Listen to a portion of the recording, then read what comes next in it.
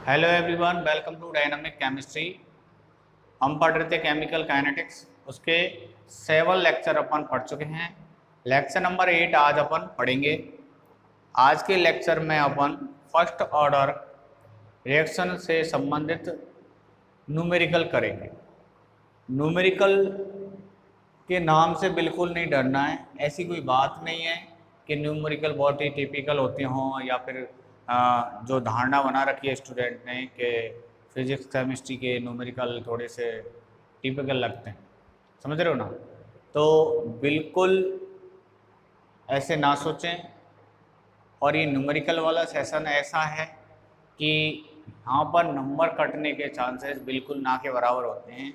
इसलिए केवल और केवल फॉर्मूला बेस्ड न्यूमेरिकल आते हैं।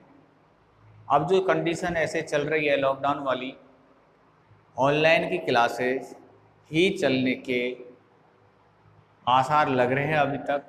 इसलिए आप लोग बिल्कुल ऐसे ना सोचें कि भैया अपन तो जब ऑफलाइन क्लासेस स्टार्ट हो जाएंगी जब से ही पढ़ना स्टार्ट करेंगे, क्योंकि ना मेरे को पता है ना ही आपको पता है कि एक्चुअल कंडीशन क्या होगी और कब तक स्कूल खुलेगी। कोई भी इसके बारे में एक्चुअल जो कहानी है वो बता पाना टिपिकल है। इसीलिए आप लोग जो कंडीशन है उसी कंडीशन के अंदर पढ़ाई पर पूरा फोकस करें। और इसको आप ये मत सोचें कि ऑनलाइन क्लासेज है इससे ज़्यादा दिक्कत आएगी। समझ रहे हो? इसको उल्टा प्लस पॉइंट में ले, क्योंकि अगर क्लासरूम के अंदर अपन पढ़ाते हैं तो क्लासरूम के अंदर ये मानो कि कोई चीज़ टीचर ने पढ़ाई तो उससे क्या होगा, एक बार पढ़ा दिया, दूसरी बार अगर तुम पूछते हो, अगर तुम्हारा कोई डाउट है तो ये टीचर बताएगा। बट टीचर को क्या पता तुम्हारा कहाँ पे डाउट है। लेकिन यहाँ क्या है कि अगर तुम्हें कोई दिक्कत आती है कहीं भी तो एक वीडियो को एक बार देखो, 2 बार देखो, 3 बार देखो, जिससे तुम्हारा पूरा कॉन्सेप्ट क्लियर हो जाए। फिर भी अगर किसी को डाउट होता है किसी भी सब्जेक्ट के अंदर तो रिलेटेड टीचर से उसके डाउट को क्लियर करो। कमेंट बॉक्स में उसको बताओ कि सर यहाँ प्रॉब्लम है, या फिर व्हाट्सएप के थ्रू जो भी नंबर दे रखे हैं उन पे बताओ। तो ओवरऑल बात इतनी है। इसलिए दिमाग के अंदर बिल्कुल फिजूल नहीं पालना कि हम तो भाई ऑफलाइन क्लासेज स्टार्ट हो जाएंगी जब से ही पढ़ना स्टार्ट करेंगे। बोर्ड क्लास के अंदर पहले से ही पता है तुम्हें इतना बड़ा सिलेबस है और एग्ज़ाम पैटर्न है वो फिक्स है कि जब एग्ज़ाम होगी, है ना। अब इस टाइम ड्यूरेशन के अंदर सिलेबस को कवर करना अपने आप में बड़ी बात है। इसीलिए जहाँ तक है, जहाँ तक जब तक ये कंडीशन चल रही है जब तक तो आप ऐसे ही पढ़ो। बाद में ऑफलाइन स्टार्ट होगा, जब अगर टाइम बचता है तो पूरी क्लासेज अपन दोबारा से पढ़ेंगे। लेकिन अगर टाइम ज़्यादा खिंच जाता है, जैसे अब जुलाई में पूरा जुलाई लॉकडाउन है, तो आप समझ सकते हो कि पूरी जुलाई गई और अगस्त की कंडीशन कोई नहीं कह सकता कि क्या होगा। 1 अगस्त को स्कूल खुल जाएंगे, नहीं खुलेंगे, कोई भी यहाँ तक कि मिनिस्टर लोग भी क्लियर नहीं कह पा रहे हैं कि कब क्या कंडीशन होगी। इसीलिए पढ़ाई पर पूरा फोकस करें। पीडीएफ नोट्स तुम्हारे को प्रोवाइड किए जा रहे हैं तो उनको साथ की साथ नोटबुक में उतारते चले। समझ रहे हो? ऐसे नहीं कि आज तुम्हारे को वीडियो भेज दी, 4 दिन बाद तुम वीडियो देख रहे हो, वो समझ रहे हो ना, फिर इकट्ठी हो रही है वीडियो, फिर देख रहे हो नहीं देख रहे हो। तो साथ की साथ वीडियो को देखें, इस चीज़ को तुम प्लस पॉइंट में लेके चलो। समझ रहे हो? इसलिए और न्यूमेरिकल वाले सेशन पर पूरा ध्यान दो, कोई दिक्कत वाली बात नहीं है। जो वीक स्टूडेंट है वो 1 बार 2 बार 3 बार वीडियो देखो, फिर भी अगर किसी को किसी भी सब्जेक्ट में डाउट रहता है तो उन सर से पूछो। समझ रहे हो? ये बात है।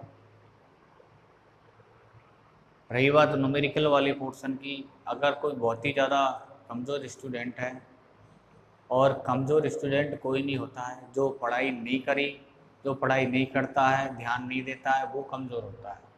अगर इंटेलिजेंट स्टूडेंट है, पढ़ाई नहीं करेगा तो वो कमज़ोर हो जाएगा। कमज़ोर स्टूडेंट की अगर पढ़ाई करेगा तो वो इंटेलिजेंट हो जाएगा, इसलिए पूरा फोकस करें। फिर भी अगर न्यूमेरिकल से संबंधित किसी भी टाइप की प्रॉब्लम आती है तो घबराने की ज़रूरत नहीं है, कोशिश करो पहले तो ये हो जाए। फिर भी अगर तुमको लगता है कि सर मेरे से तो न्यूमेरिकल वाला पार्ट दिक्कत आती है, तो अथवा के अंदर क्वेश्चन आता है, उसमें कोई दिक्कत नहीं है, दूसरा वाला पोर्शन आप कर सकते हो। और हमारा काम तो पूरा सिलेबस कराना है, इसलिए हमको तो सिलेबस के अकॉर्डिंग चलना है, समझ रहे हो। तो आज अपन पढ़ेंगे फर्स्ट ऑर्डर रिएक्शन से संबंधित न्यूमेरिकल। तो पहला क्वेश्चन है उसके अंदर, प्रथम कोटि अभिक्रिया को 90% पूर्ण होने में लगने वाला समय 20 मिनट है, तो अभिक्रिया के वेग स्थिरांक की गणना करो। पहले तो क्वेश्चन को अच्छे से पढ़ो कि क्वेश्चन कहना क्या चाह रहा है। क्वेश्चन ये कह रहा है कि 90% अगर पूर्ण होगी तो रिएक्शन को पूर्ण होने में 20 मिनट लगते हैं, है ना। तो उसके वेग स्थिरांक की गणना करो। हमको पता है कि प्रथम कोटि अभिक्रिया के वेग स्थिरांक 2.303 upon T log of 10 a upon a minus x. अब मैंने x को क्या बताया था तुमको, अभिकारक के वो मोल जो उत्पाद में बदल चुके। x क्या था, अभिकारक के मोल जो उत्पाद में बदल चुके। a क्या है, अभिक्रिया के प्रारंभ में अभिकारक के जो मोल लिए हैं वो वाले। और आगे बात सुन रहे हैं, तो यहाँ बोल रहा है कि 90% पूर्ण होने में, इसका मतलब है कि 90% रिएक्शन के पूर्ण होने में 20 मिनट लगते हैं। तो जो चीज़ दे रखी है उसको पहले लिख लो एक तरफ, 20 मिनट क्या दे रखा है उसने, टाइम दे रखा है। रही बात दूसरी 90% पूर्ण होने में, इसलिए x बराबर क्या है 90। आगे बात सुनना, x बराबर क्या दे रखा है उसने 90। 90% पूर्ण होने में कितना समय लगता है, 20 मिनट लगते हैं। इसका मतलब 90% रिएक्शन पूर्ण हो गई। और x कौन होता है, जो अभिकारक के मोल उत्पाद में बदल चुके। इसका मतलब x बराबर क्या हो गया 90। ठीक है सब। और a बराबर क्या मान लें अपन, 100 मान लें। क्यों 100 मान लें, क्योंकि रिएक्शन कैसे चल रही है, परसेंटेज के रूप में चल रही है। तो परसेंटेज के रूप में चलिए, चलिए a को 100 मानो तो x कितना हो गया 90 हो गया। बोलो क्लियर है, परसेंटेज का साइन ऑटोमेटिक हट गया इसको 100 मानते ही। तो अब आगे देखो क्लियर है हमारे पास, k बराबर पूछा उसने 2.303, इसकी जगह क्या लिख दूं मैं 20, और log ऑफ 10 a कौन है 100 अपॉन 100 माइनस 90, क्या हो गया बेटा, k बराबर 2.303 अपॉन 20 log ऑफ 10 100 अपॉन 10। बोलो क्लियर है। 10 का भाग 100 में दिया क्या आया 10 आया। k बराबर क्या आया 2.303 अपॉन 20 log ऑफ 10, और ये क्या बचा 10। log 10 का मान क्या होता है, log 10 की वैल्यू क्या होती है 1, log 100 की वैल्यू क्या होती है 2। जितनी जीरो लग रही हैं वो ही उसकी वैल्यू मानते हैं। ये मान लो ये 1, log 100 की वैल्यू क्या होती है 2, log 1000 की वैल्यू क्या होती है 3। इसका मतलब क्या, जितनी जीरो लग रही हैं वो ही क्या है इसकी log का मान। 10 में कितनी जीरो है 1, इसलिए मान क्या हो गया 1। 100 में कितनी जीरो 2, तो मान क्या हो गया 2। 1000 में कितनी जीरो 3, इसलिए मान क्या हो गया 3। इसलिए अपन को क्या मानते हैं, ये जो 10 है ये तो log का बेस है। अब देखो ये log 10 की वैल्यू क्या हो गई 1, तो क्या हो गया बेटा 2.303 अपॉन 20, log 10 की वैल्यू क्या हो गई इंटू 1 को मल्टीप्लाई करोगे कोई लेना देना नहीं, वही आएगा। तो अब क्या आया, तो ये वैल्यू आ गई भाई 2.303 अपॉन 20। 2.303 में 20 का भाग देंगे तो 1.1515। ये क्या आया, k की वैल्यू आ गई। आगे बस इस तरह से सवाल होगा। बोलो क्लियर है। दोबारा से देखो, k की वैल्यू उसने पूछी है, उसने a की वैल्यू के बारे में कुछ नहीं बोला, उसने बोला है कि 90% पूर्ण हो जाती है, इसलिए 90% पूर्ण हो जाती है। इसका मतलब क्या है, जो कंप्लीट हो चुका वो कौन है, x। तो क्या है, x बराबर 90, a क्या मान लूं मैं 100। तो बोलो क्लियर है।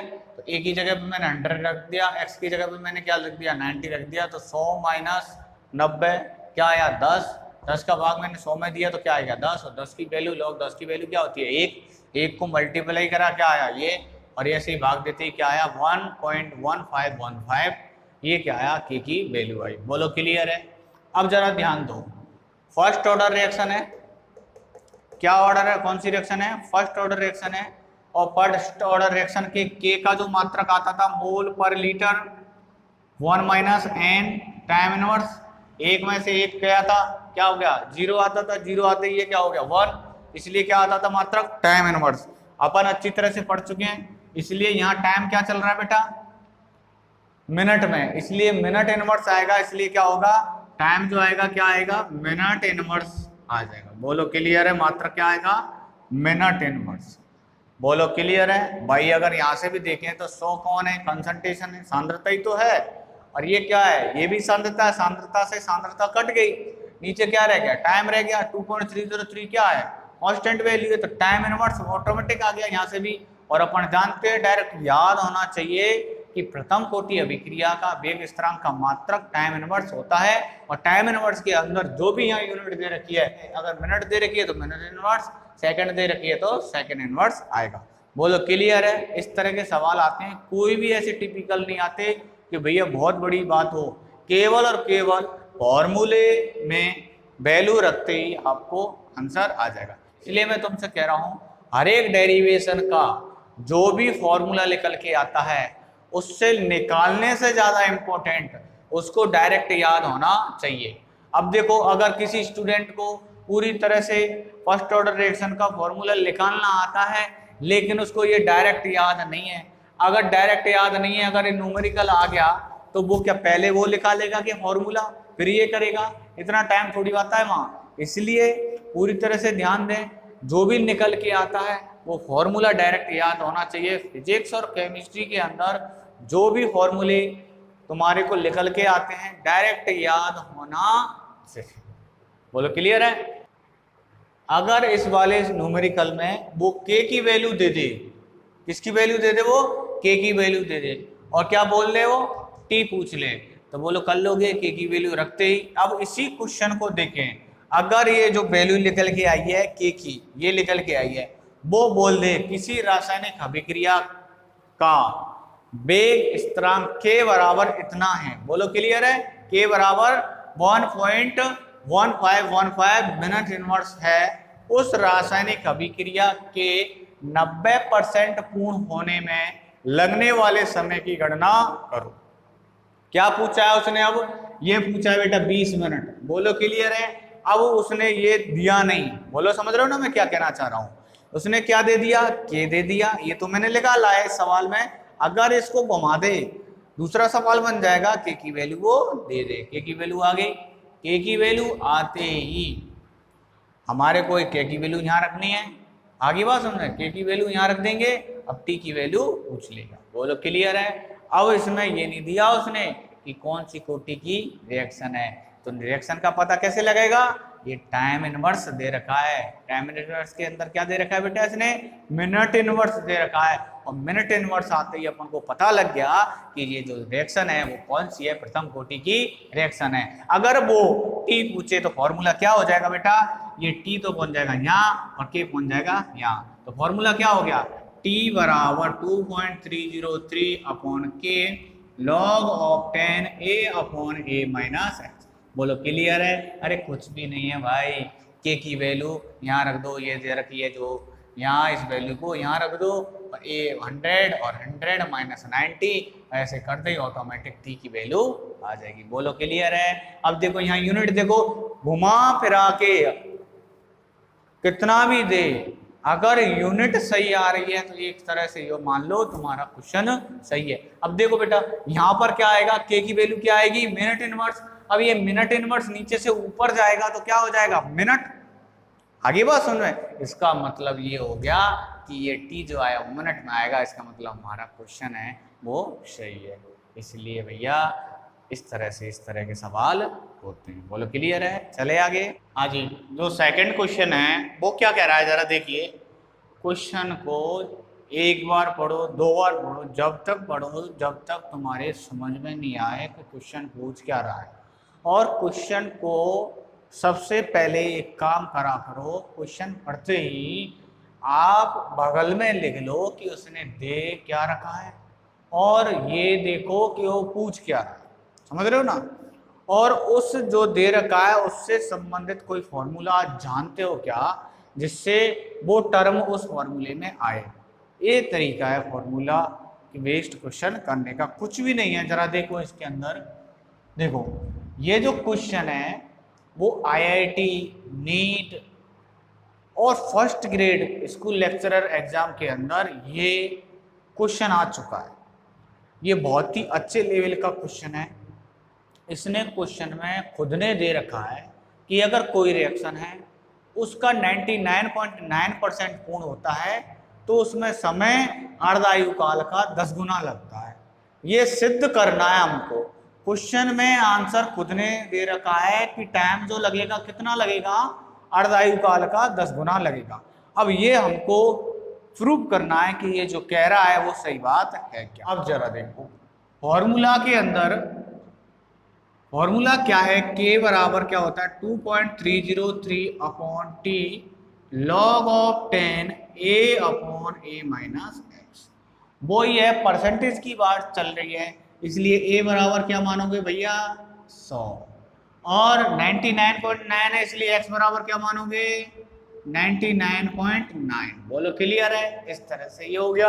अब जरा देखिएगा k बराबर 2.303। अब हमारे पास में क्या नहीं दे रखा, ना तो ये k दे रखा, समझ रहे हो, और ना ही हमारे पास ये t दे रखा। अब बताओ कैसे करें। तो हमको पता है कि बेटा t हाफ बराबर क्या होता है 0.693 अपॉन k, ये फॉर्मूला होता है ना। तो अब जरा देखो ये किसका फॉर्मूला है, अर्धायु काल का फॉर्मूला है। आगे बात सुन रहे हैं तो जरा देखो, यहाँ टी लिख दी, log ऑफ 10 की जगह क्या लिख दिया 100 अपॉन 100 माइनस 99.9। बोलो क्लियर है? k बराबर क्या होता है 2.303 अपॉन टी log ऑफ 10, ये क्या है 100 अपॉन, अब ये देखो 100 में से क्या गया 99.9, यहाँ का बचा 0.1। देखो 2.303 अपॉन टी log ऑफ 10 100 से ये पॉइंट हटेगा तो ऊपर क्या आ जाएगा, एक जीरो आ जाएगा। बोलो क्लियर है? अब ये क्या हो गया 10, 1000 की वैल्यू क्या होती है 3, तो क्या हो गया भैया यह 3। बोलो क्लियर है? और यहाँ क्या हो गया k बराबर ये आ गया। अब जरा देखो इन दोनों को मल्टीप्लाई करा तो क्या आया 909 अपॉन टी। अब जरा देखो टी हाफ बराबर क्या होता है 0.693 अपॉन के। अब के को मैं यहाँ ले जाऊँ, टी हाफ को यहाँ लिख दूँ तो क्या हो जाएगा, फॉर्मूला क्या हो जाएगा 0.693 अपॉन टी हाफ। बोलो क्लियर है? तो के की जगह क्या लिख दूंगा मैं 0.693 अपॉन टी हाफ बराबर है। अब जरा देखो इससे इसका मल्टीप्लाई, इससे इसका मल्टीप्लाई, तो क्या आया भैया जरा देखो, इसका इससे इसका इससे, तो 0.693 टी बराबर 6 टी हाफ। अब बताओ इसके अंदर और इसके अंदर क्या है, जरा देखो टी अपॉन इसको नीचे ले आया तो टी हाफ बराबर 6.909 अपॉन, बोलो क्लियर है? अब इनमें अंतर क्या है, बोलो क्लियर है? लगभग 10 गुना है। बोलो हो गया कि नहीं? इससे इसमें भाग देंगे तो अप्रोक्स कितना आएगी वैल्यू 10, इसलिए क्या हो गया ये जो t है इस t का कितना गुना है 10 गुना है। बोलो भाई क्लियर है?